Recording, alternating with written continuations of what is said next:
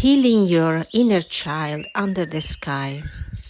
Why nature is the most nurturing space for reconnecting with your softer self. There's a voice inside you that speaks in whispers. It doesn't use logic. It doesn't make to-do lists. It simply asks to be seen, to be held, to be allowed. That voice belongs to your inner child, the part of you that still carries unmet needs, forgotten dreams, old wounds, and untamed wonder. In the rush of daily life, we often silence that part of ourselves, not out of cruelty, but out of habits. We live in a world that celebrates busyness, control, and getting over it. But true healing doesn't happen through pressure. It happens through presence. And there is no space more present, more accepting, or more deeply safe than nature. The inner child needs safety. Nature provides it. Unlike our usual environment, full of expectation, noise, and comparison, nature offers us something radically different. No judgment. A tree never asks if you are good enough. No rush. The river doesn't care how long your healing takes. No role to play. The birds don't need you to be together.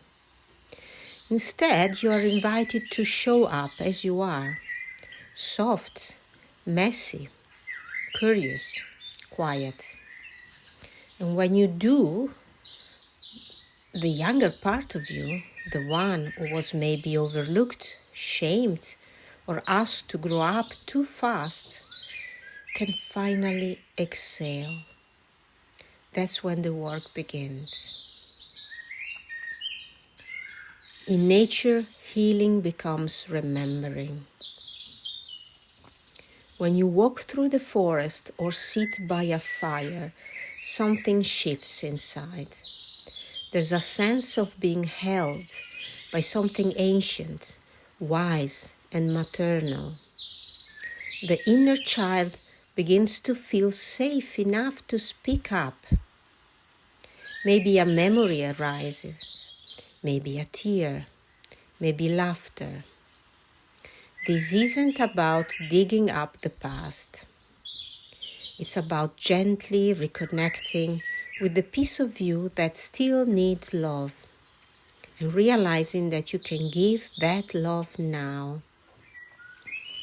You can become your own inner caregiver. You can hear the question, am I allowed to be like this? And you can respond, yes, little one, especially like this. Why we do this work together in nature?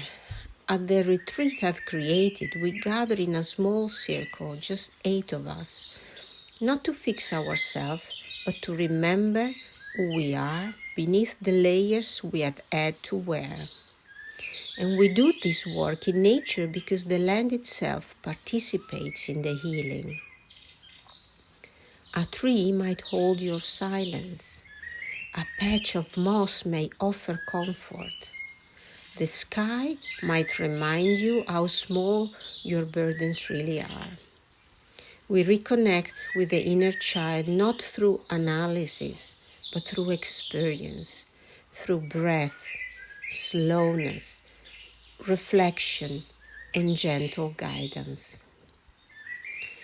An invitation. This retreat isn't for everyone. It's for those who knows deep down that it's time to stop rushing, pretending, or holding it all together. It's time to tend to the younger self who still waits to be seen. If this speaks to you, you're warmly invited to read more about the retreat. Whether or not you join, I hope you find time this week to step outside even briefly and let the earth remind you that you are not too much, not too late, and not alone.